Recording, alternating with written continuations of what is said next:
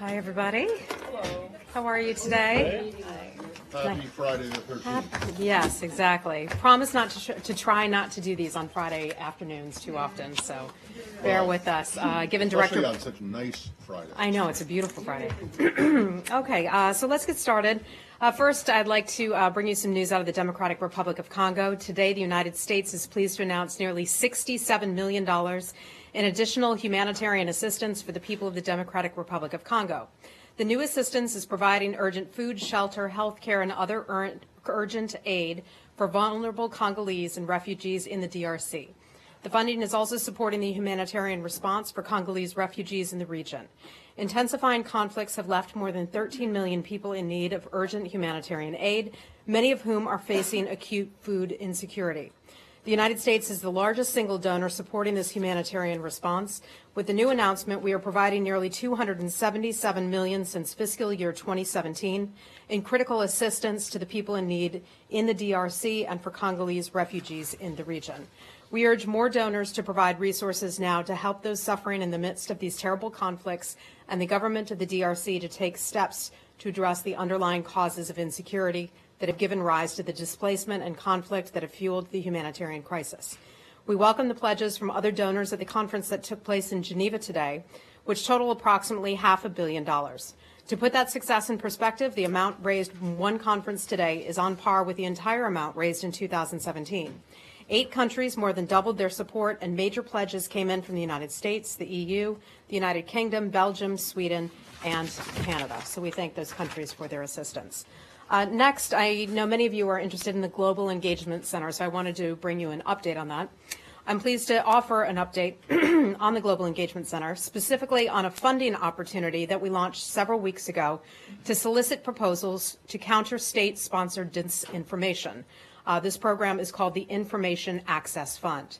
The notice of funding opportunity closed on Wednesday night, and we received approximately 150 proposals from around the world.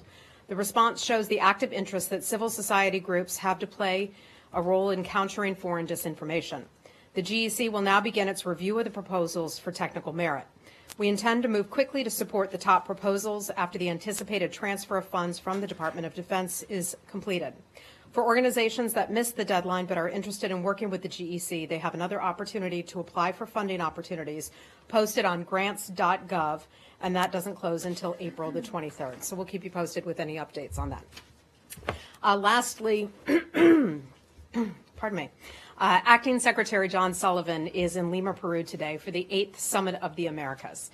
Yesterday, he met with members of Venezuelan independent civil society and acknowledged their efforts to document and raise awareness about repression in Venezuela. He also met with members of the Cuban independent civil society and recognized their work to promote a more open, free, and prosperous future for their country. Additionally, the acting secretary joined Secretary of Commerce Ross's meeting with the Brazilian foreign minister. The leaders discussed our joint economic growth agenda, security cooperation, and global issues. Today, the acting secretary met with the Haitian president and thanked him for his leadership as chairman of the Caribbean community. Tomorrow, the acting secretary will meet with the heads of the delegation of the governments of the Bahamas, Barbados, Guyana, Jamaica, St. Lucia. They will underscore the commitment to increasing engagement of the Caribbean partners as envisioned in the Caribbean 2020 strategy. International gatherings such as the Summit of the Americas are a great opportunity to bring people together to discuss shared interests, challenges, and opportunities. Women's economic empowerment is vital for our shared economic prosperity and global stability, which is why it's specifically identified as a priority action in the President's national security strategy. Over the past year, the administration has launched several new initiatives to expand opportunities for women, both domestically and globally. Today, Acting Secretary Sullivan, advisor to the President Ivanka Trump, and President and CEO of OPIC, the Overseas Private Investment Corporation, Ray Washburn, launched 2X Americas. It uses a new U.S. government initiative which will commit $150 million, mobilizing a total of $500 million to provide women in Latin America with access to capital, jobs, and opportunities to innovate and prosper. This further demonstrates the administration's commitment to women's economic empowerment globally. When women rise, it's good for their families, their communities, and their businesses. Lastly, on a related note, later today, Vice President Pence will arrive in Lima, and he'll make an important humanitarian assistance announcement at the Summit of the Americas alongside USAID Administrator Mark Green and the acting Assistant Secretary of State for Western Hemisphere, Paco Palmieri. So we hope you will stay tuned for that announcement coming out from them later today. And with that, I'd be happy to take your questions. Thanks, Heather. Before I get to Syria, I have three extremely brief ones on your top, one on each of your top these announcements. Okay. One, as you noted, this conference for Dr. Congo Yes. was in Geneva, not in Kinshasa. Yes, one it of was the in reasons, Geneva. Yeah, I know. Yeah. Well, one of the reasons for that is Congo actually boycotted this meeting. I was just Yes, wondering, we're because they said certainly aware of that, and that was a real disappointment. Yeah. Because, okay, do you have anything more to say? I mean, they say that the crisis is overblown and that the need is not that big. Well, I think if you look at all the money that was raised at that conference, there certainly is a need, and that it's not overblown.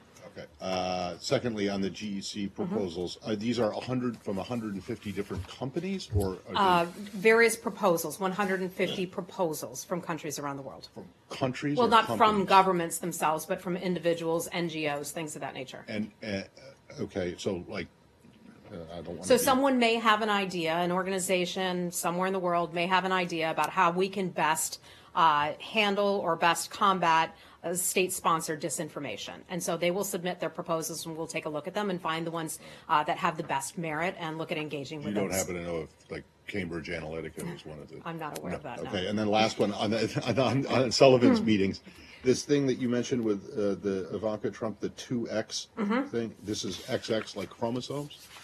I'm not sure. I'm not sure where the name why came is it- from. It's some sort of okay. clever name that somebody came up with. I don't know the answer to that. Before you go to Syria, Yeah. can I follow up on Congo? Yes. Okay. Sorry. So just on the Congo thing, the government says that the West is exaggerating it, and what is your Well, it's not just the West that was a participant in the Geneva meeting. I think I answered that with Matt's question. There were many other countries involved that all pulled together to raise some money and additional awareness for the crisis there. So when you have refugees and others leaving their country for other places, when you have people who are forced out of their homes, that's clearly a crisis. and then the money that is raised, how what has the U.S. said about that money, where it has to go? Well- and surely you would not want any of it to go through the budget of the government. We don't do that. When we provide humanitarian assistance as a course of matter, that assistance does not go to a government. This is the same way it works all across the world in different crises across the world. We provide that money to NGOs and different groups. It never goes into government coffers. Sometimes it does, because if you want to stabilize a government that you would support. But I'm obviously talking that's- about humanitarian aid. Okay. So, and then on the other thing, on the U.S. has been pushing for an election in Congo. Does this emphasize the need for one? I'm not aware of that. This is specifically about humanitarian aid. So on Syria, I'm sure you have seen the rather, I don't know, surprising assertion by the Russians that this suspected, presumed apparent chemical weapons attacking in Duma was facilitated by the British. What? I saw that. I think this What do you have to is say about one of a long list of instances in which Russia takes information and they try to turn it upside down. We've seen a long history of the Russian government sow discord, whether it's in our own election process, other countries. We see it through state-sponsored disinformation campaigns. We see what happened today at the UN Security Council, where they try to completely change the story when the facts become just a little too inconvenient for them. They try to change the story, but the facts are exactly what they are. Russia has changed its story once again because it's simply become, the facts have become too inconvenient for them. But can you say? Can you just come and flat out say that you have evidence that it was the Syrian government that was behind this and that Britain had nothing to do with it? Is that something that you? The UK, I'm confident in saying, had absolutely nothing to do with it. It is the assessment of the U.S. government, the British government, the French government. I cannot speak on their behalf, but we've all been having conversations and sharing information, intelligence included, and we can say that the Syrian government was behind this attack. We talked about this the other day. The White House has addressed this as well. What is this? Hey, thanks. Hi, Michelle. So I think it was on Tuesday when we last had a briefing, right? Yes. Okay, so it was on Tuesday when you said, when you were asked about the OPCW and is the administration, or should the administration wait to get those findings? And you emphasize the fact that there's already intel that chemical weapons were used. So what can you say on the state of that? Has the State Department's knowledge of what this was, or that it was chemical weapons, increased since 2 days ago? How would you say the level of proof has changed? Well, let me start by addressing the OPCW. My understanding is that the OPCW arrived, it was either yesterday or tomorrow, tomorrow in Syria to try to collect some information. So they are simply the body, the OPCW, the one that collects some of the information and determines the exact substance that was used. On Tuesday, when we last met, I talked about how we know that this was a chemical weapon that was used in Syria.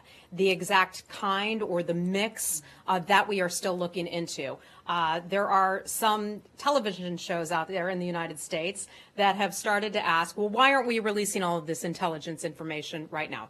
A lot of this stuff is classified at this point. So those things we're going to hold pretty close to the vest. Well, based on the words that you said on Tuesday, would you say that that's when the U.S. knew that this was Syria? I mean, would you say that there was proof on Tuesday? I'm not going to say which day we absolutely knew that there was proof. The attack took place on Saturday. We know for a fact that it was a chemical weapon. We know that there are only certain countries like Syria that have delivery mechanisms and have those types of weapons. Okay, well, would you say today, though, that the U.S. has proof that this was the Syrian regime? Yes. Okay. And we continue to look at the information. We continue to gather information and further assess it. We don't have the information to be able to provide. We aren't able to provide all of this publicly at this point because it's sensitive. So are we waiting for the OPCW then to?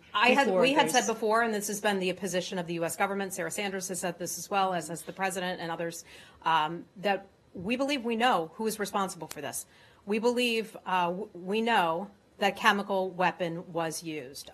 We will still wait for the OPCW, the OPCW will still formulate its facts and its findings, but that still does not determine, the OPCW does still not determine the responsibility. They just determine the substance. But there won't be any action taken. Mm-hmm. We covered this on Tuesday, Well, sort of. extensively. No, we did. We can go back to the, Just a the quick thing. follow-up. Okay, go ahead. Even the Secretary of Defense was not conclusive in pointing the finger at the same regime.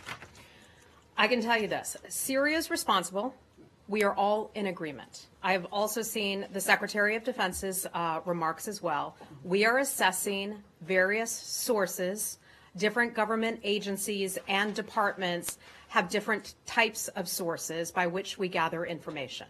So DOD has certain kinds of sources, State Department has different kinds of sources, and other agencies and departments have various sources. We will take a look at all of this information as it comes in, and we have to remind you that this is a dynamic situation and it's ongoing, but we're continuing to look into everything. Okay, Elise, go right ahead. Sorry. At what level, but at what level of confidence are you that that Syria was responsible? I mean, there's having proof and believing that they did it, and then there's incontrovertible proof and a high level of confidence and assurance. A very high level of confidence.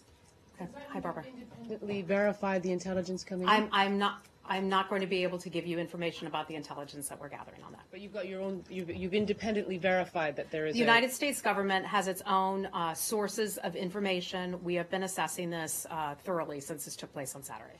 Heather, can you say, so we saw that President Erdogan of Turkey spoke to President Putin. He kind of seemed to suggest that there was some kind of discussions behind the scenes. Then we saw President Macron speak to President Putin.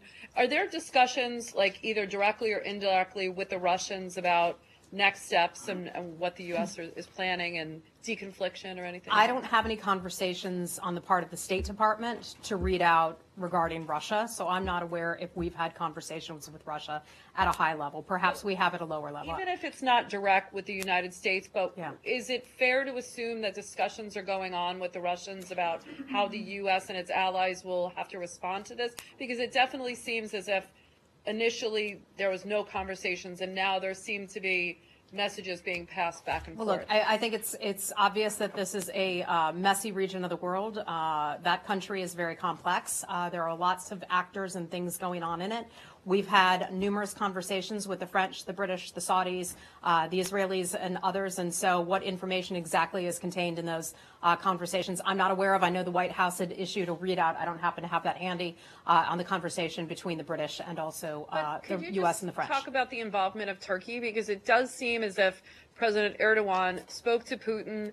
He also spoke to Trump. He's talking about how the Russians feel about the United States. It definitely seems like there are messages being passed. At least I don't have any information about any conversations that we may have had with the Turks. If the president had that conversation, I can look to see if there's a readout to provide it for you. Can I clarify Okay. something, Yeah. please? You just said that the U.S. has very high level of confidence that the Syrian government was behind the chemical weapons attack. And I just want to is that according to U.S. intelligence? I'm not going to comment on intelligence, but just U.S. government. Yeah. Hi, Gardner. Where you been? Just wandering around.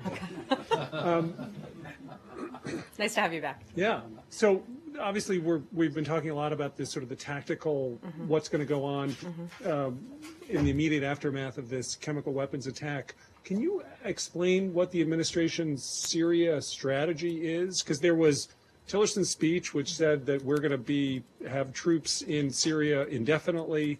The president then said we're going to get out of Syria. Now you're talking about escalating in Syria. Are we going to be in Syria for a while? Are we escalating in Syria? What is our strategy? Well, I think I'm not going to get ahead of the president. Certainly, I'll leave it to the president to announce what may or may not happen, what actions the U.S. government may or may not choose to take. I think it's clear that we are obviously engaged in Syria. One of the things that's important to us is try to encourage the parties to get back to the Geneva process. So when we look at pictures, for example, of the Turks and the Iranians and others meeting to discuss the future of Syria, some of those countries certainly don't have the best interest of Syria at heart. And that I'm specifically referring to the Russians and the Iranians and others. We would like to see us get back to the Geneva process so that there could eventually be a political solution in Syria. Right, but that's not happening. So the secretary outlined a Syria Well, that's strategy. a goal, and frankly, that's a goal that Vladimir Putin had agreed to, but yet another example of the Russian government not living up to its agreements. I understand. He gave that speech in Stanford, what was it, January 12th? Is that the Syria strategy? Is that still alive? Well, Garner, I think some of the things that will be happening as we have a new national security advisor who will be meeting with the president, presumably on this very important topic. We also will hopefully have a new Secretary of State coming in. So This is all in flux. So there could be some changes, but we as a government are going ahead and operating according to our pre-existing strategy and our pre-existing policies. And if things end up changing, that may be the case, and that's certainly the president's prerogative to change things. So your position is that the United States has the best interests of Syria at heart, but no one else does? I think calling for a return to the Geneva process, which is something that many countries have agreed to, has the interest of the Syrian people at heart, certainly. Right, but the Russians and the Iranians have both I don't said think that the too. Russians and the Iranians have the best interests of the Syrian But they people have at called heart. for a return to the Geneva process. Well, they had called for that. But as we've talked about, Matt, I think your first question was about how Russia will try to turn facts on their heads. We see that happen all the time. So we don't think that they have the best interests. You don't think that they really want to return to the Geneva process? I do. They said they do. Okay. We're highly skeptical because we've not seen them go forward with that. Okay, Ilhan. Hi, Ilhan. Hi, thanks so much. On that very meeting yesterday, Mr. Pompeo at the stated that meeting was basically those three countries were there in Ankara summit to carve up Syria. Is this the position of the United States government? Is what the position of the United States government? Those three countries were in Ankara to carve up Syria. Was it to do what to Syria? Oh, I don't know. I'm not going to assign the meaning behind that meeting or what they were discussing there. I obviously wasn't there, and the U.S. government wasn't a part of that. But I really don't think that the Iranians and the Russians have the best interests of Syrians at heart. Okay. Hold on.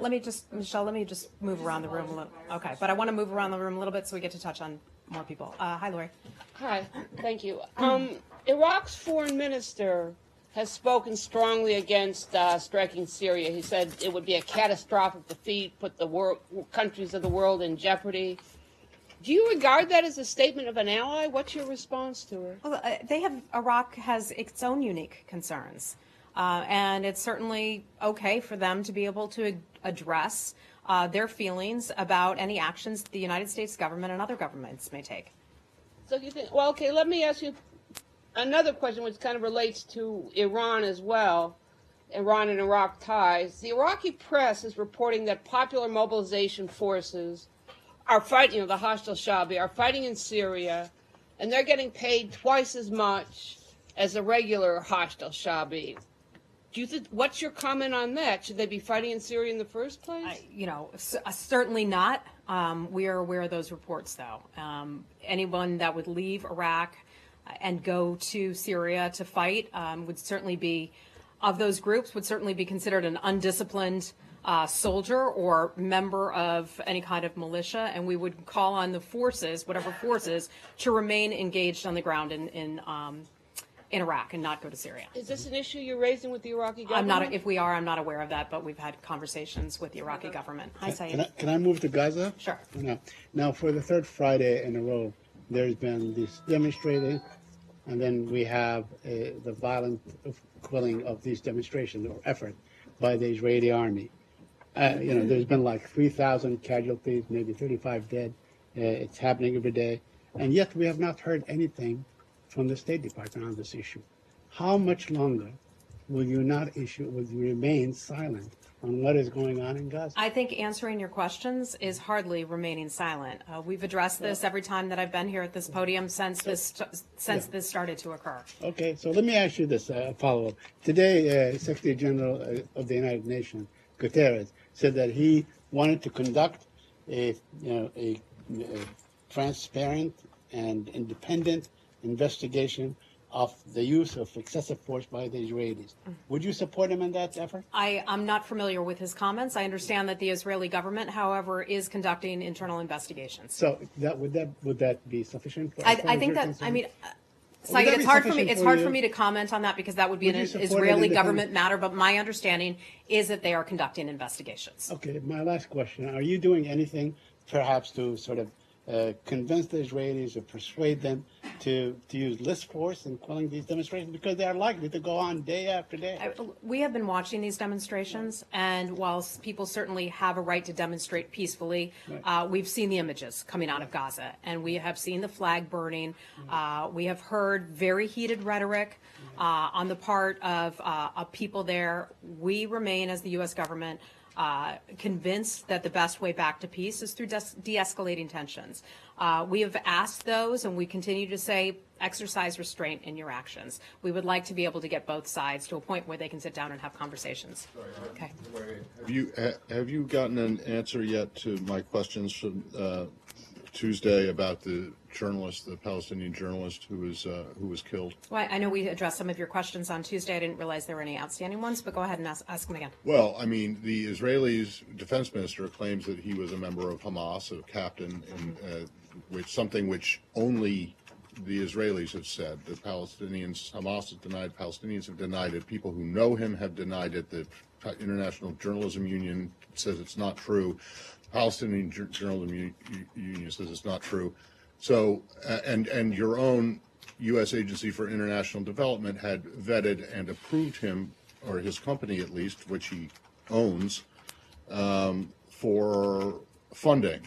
So, what's going on here? Yeah, Matt, I can tell you, and I think we had maybe addressed this on Tuesday, perhaps we did not. These are obviously very serious allegations. We are looking into those allegations very carefully. There are updates that when I have them, I will be happy to bring them to you. We have interagency colleagues who are taking a close look, both in the field, in Israel and in Washington, who are taking a look at this. At what? At his death, or at the allegations that he was a member of Hamas? That's correct. Well, that didn't answer the which one? The second matter. So the U.S. government thinks that it is possible that this guy was actually not a journalist. It's a serious and wasn't- allegation, and anytime an allegation of that sort is brought up, I think we look at Well, the it. guy is dead. Yeah. I think that would still be important for us to take a look at that, okay? You're asking questions about it. Do you think it's important to look at it or Yeah, not? well, I'm asking questions about it because nobody except for the Israelis and now apparently some part of the U.S. government that is not USAID, which had approved and vetted and approved this guy, say that he was a member of Hamas. But literally nobody else says that. Matt, I can just tell you, So- I don't have any updates for you, but it is something that we are looking into. So when journalists are imprisoned in Turkey, I'm going to ask you about the journalists that the president of Ecuador says were executed by Colombian rebels. You know about that? I'm sorry. You condemn that one well. doesn't You immediately condemn come to my attacks mind. against the, Yeah. you condemn attacks against the press Yes, I do. that are far less Yes, I than do. actual death.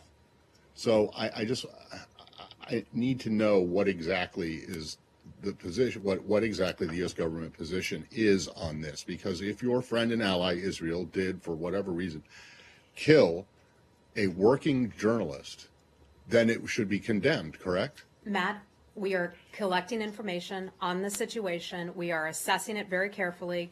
All of this is obviously a very serious situation. When I have an update for you, I would be happy to bring it to But you would condemn a country, no matter what it is, no matter what country it is, killing a working journalist, would you not? Matt, I will get back to you on this, okay? That's all I have for you I today. don't get, I mean, look, if you want to have Matt, a policy. it's a If you want, obviously if the a administration complicated wants to have situation. a policy It's a that, complicated situation. We are looking into all of this to try to assess what the person was doing. You have your sources that have certain types of information. We are looking into it as well, okay? I'm not going to go beyond that. When I have more information that I can bring to you, I will certainly do that. and just in terms of the general situation, Mm-hmm. you're calling for restraint on the part of the Palestinians or on the part of the Israelis? I think it's fair to call for both sides to exercise restraint in this situation. I mean, we've seen it's gone on for, as Saeed pointed out correctly, almost 3 weeks now. Okay, so you see the two sides as operating equally? Matt, I'm not going to assign, an equal blame or anything to that. I'm just saying we would certainly call for those involved to exercise restraint. Okay, it seems to be it's just a little bit problematic. I'm having a hard time understanding what your policy is towards Israel and the Palestinians. If it is, Israel can do no wrong and we will never criticize them, then, well, okay, that's the policy. But you should come out and say that's what the policy is.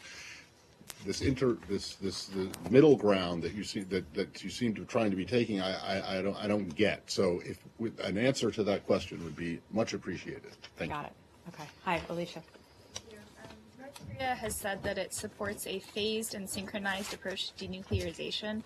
What is the U.S. view of how the process for denuclearization should take place? Well, I think Director Pompeo spoke to that in the confirmation hearings, and that's been consistent with the U.S. government policy, and that is, we're not under any illusions that a comprehensive agreement on denuclearization could take place immediately in one sitting. We have remained consistent with our calls for the denuclearization of the Korean Peninsula. That is something that Kim Jong-un and his regime have told others that they are willing to commit to, and that's exactly why we're sitting down and talking together. And in the confirmation hearing yesterday, Mr. Pompeo said that before we provide rewards, we get the outcome permanently, irreversibly. That is what we hope to achieve. Does that mean that the U.S. will not lift any sanctions until North Korea has transferred all nuclear We are materials going outside the ahead with our country? maximum pressure policy. I'm not going to get ahead of any of those meetings, but I think we've made our position clear on the denuclearization of the Korean Peninsula, and that is the principle that we are working toward. Okay. Hi, Janet. Thank you. North Korean Foreign Minister Lee Young-ho visited recently in Russia, and He did what? he visited Russia. He visited Russia? Yes. Okay. And then Russian government has recommended that U.S. and North Korea summit talks be held in Russia. Are you accepted it? There are a lot of countries that would like for these talks to be held there. It would certainly be a boon to their economy and a real feather in their cap. But we've not decided where those meetings would take place yet. So you don't- Okay. Okay. Do you Go have ahead. anything on the veracity of media report that Washington is pondering to open a liaison office in Pyongyang? No, I have nothing for you on that. Sorry, we have a lot of meetings and conversations that are taking place about what our summit would look like, but I don't have anything on that. Are you denying the veracity of such report. I've seen those reports. I highly doubt that that is something that we would do. Okay. Hey. So yesterday, CIA Director Mike Pompeo said in his confirmation hearing that the goal of the U.S.-North Korea summit is to address the nuclear threat to the U.S., but he didn't say that they would discuss the threat to allies like South Korea and Japan.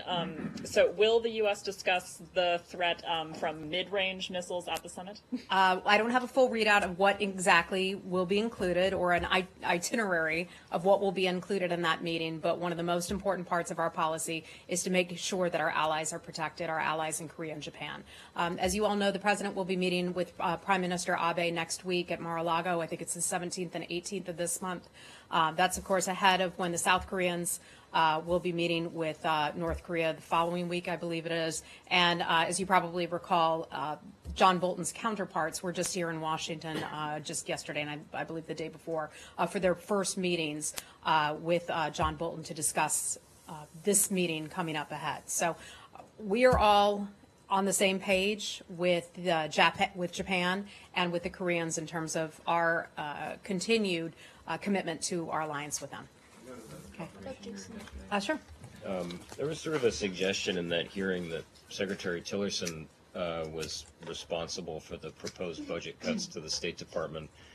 Obviously, that's an OMB decision. Does the Secretary designate have any stance on the proposed budget, which would cut? That is not a question that I have asked him. That is not. Okay. I think hopefully he will be confirmed quickly. Senator Corker said that he hoped to handle everything in an expeditious fashion. So hopefully we'll get a positive vote out of the committee and then out of the full floor and have him as the new Secretary of State, and then we'll let him decide what he wants to do with regard to talk to the White House, OMB, and others about the budget. Okay, and then just another one from the hearing. Sure. On Iran, he mentioned that he had no evidence that Iran had been racing toward a nuclear weapon prior to the deal, and he didn't think that if the nuclear deal were abrogated, Iran would start racing for a nuclear weapon now. Is that the State Department's policy? Look, I'm not going to be able to comment on everything he said at the hearing. He is the Secretary Designate at this point, not the Secretary of State. I don't want to be presumptuous and go around what the Senate is doing in terms of their confirmation process. You just cited his testimony as part of administration policy. Well, that was part of it. Yes, that's fair, okay. and I certainly did. But I'm not going to be able to parse out every single thing that he said. In terms of the JCPOA, I think the President has talked about his views on the overall JCPOA. As you know, and Nick, you and I had talked about this, the meeting of the E3 that took place here in Washington just a few days ago, in which our Director for Policy Planning, Brian Hook, was meeting with his counterparts to talk about what will happen next with the JCPOA. They met for a full day here and broke down those meetings and talking about different ICBMs and different parts of that meeting, and then also Iran's malign influence. So the President obviously has a big decision that he has to make coming up, and I'm not going to get ahead of that decision. But just to clarify, I mean, speaking more broadly about the State Department's assessment of Iran's capabilities and its intentions, I mean, there was a great deal of urgency around the time that the nuclear deal was signed about breakout times and wanting to keep the breakout time as large as possible, things like that. Does the State Department, regardless of what the Secretary Designate said, share that assessment that it was not racing toward a bomb and would not? That is not a question. That is not a question I've asked. If I can get an answer to you, I will certainly look into that and get it back to you. On the hearing, yes. He also said that policy around Cuba might change dramatically. He said that he wanted to open up economic efforts in terms of selling, I think it was grain from Kansas to Cuba, and that he expressed an interest in increasing the diplomatic presence here. I'm just wondering if you, separate from what he said, have you all gotten the reassurances you need in Havana to start sending diplomats back to Cuba? And if not, what do you need? And given the government's transition next week, isn't this the kind of time when you want a fully staffed diplomatic presence there? I think we fully want a fully staffed diplomatic presence here at the State Department. That we certainly do. Again, Director Pompeo is the head of the intelligence agency at this point. He is going through the confirmation process. Hopefully, he will become confirmed soon. If he becomes confirmed and he's the next Secretary of State, we will have lots of conversations with him about the direction. This is a question that I have not asked him. He's been in here in the State Department, spent a lot of hours here working on his confirmation preparations. I don't believe he would be so presumptuous as to state what he believes the policy should be going forward until and if he becomes the next Secretary of State. Separate from what he has said, where are you on Cuba and sending and the investigation of that? Our investigation is still ongoing. Okay. Okay. That investigation has not closed. One other thing, he didn't sort of directly insult Secretary Tillerson, but throughout his testimony, he made clear that he believed that the State Department was in a bad place. Mm-hmm. Senators on the panel made clear that they thought the State Department was in a bad place. They talked about positions not being filled, the place being shot full of holes. And one of the senators said that the place is in a blue funk. How do you agree with that assessment of where the State Department is at this point? I think I addressed that back in the fall and acknowledged that the State Department has had a morale issue. Of course, we would like to see more people in positions in the assistant secretary role and in the undersecretary role. Everybody wants to have a staffed up building. People are working hard. I mean, some people are doing 2 or 3 jobs, and people are very busy here. But that being said, we would still like to have more people in their positions. I think that we can look forward to, if Director Pompeo becomes the next Secretary of State, a reinvigorated State Department. And I think I share my colleagues' assessment of that we look forward to him hopefully becoming the next Secretary of State. Just for a moment. Some State Department employees, 32 of them have been sacked in Cambodia for showing pornography. Can you give us an update on that? I can only tell you that. Hold on a second.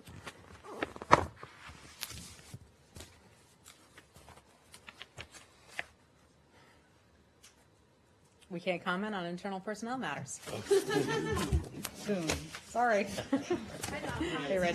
Just a couple more and we got to go. I'm looking into the administration saying that it now might re-engage on the Trans-Pacific Partnership. Has something prompted that? Not that I'm aware of. The president continues to assess various trade deals, bilateral deals and larger deals like the TPP, and tries to figure out the best way forward for the American people, for American companies. And I think the president just continues to look at those. I understand that our USTR, Lighthizer, is involved with this, as is Larry Kudlow. So they're taking a look at that. That's from my understanding. But I've not spoken with them personally about it. Does the United States think it needs an economic counterbalance in the Asia-Pacific region to China's growing influence? Well, certainly China does have a growing economic influence. That is certainly the case. And I imagine this will be one of the conversations that will come up between the president and Prime Minister Abe when they meet next week. Sorry. I keep promising I'll go to March. Okay, thank you, Heather. It's about energy and Russia and Nord Stream 2. A few weeks ago, you said that the United States government opposes this project. Yes, but we do. if I recall, the Russian companies that were involved or are involved in the project were not targeted by the recent wave of sanctions. So is this project going to become a target of sanctions? So I can tell you with our sanctions activity, specifically CATSA, for example, January 29th, you may recall, gosh, it seems like forever ago. I guess it wasn't that long ago. That under CATSA, January 29th was the first day that we could begin imposing sanctions. We've been communicating with other countries, companies and the sort about what CATSA looks like and what the guidelines are for CATSA. I'd like to note for you something that Angela Merkel said earlier this week, which was in the agreement with the United States, and that is Nord Stream 2 and how we are both share very grave concerns about how Russia can easily use Nord Stream 2 as a political weapon against other countries. Countries in Eastern Europe, Ukraine, for example, is certainly one of them. Poland and others are other examples of that. So I think we're in pretty good agreement with Angela Merkel on that as we continue to oppose Nord Stream 2. In terms of sanctions for those companies, bless you, I think we've been clear with the companies that work in that realm that those who work in Russian energy export pipeline business, that they're engaging in a line of work that could subject them to sanctions. We have addressed this many times here that we won't preview our sanctions activity, but those companies and those entities that have been involved in that sector of the business have been made aware that they are exposing themselves to the risk of sanctions.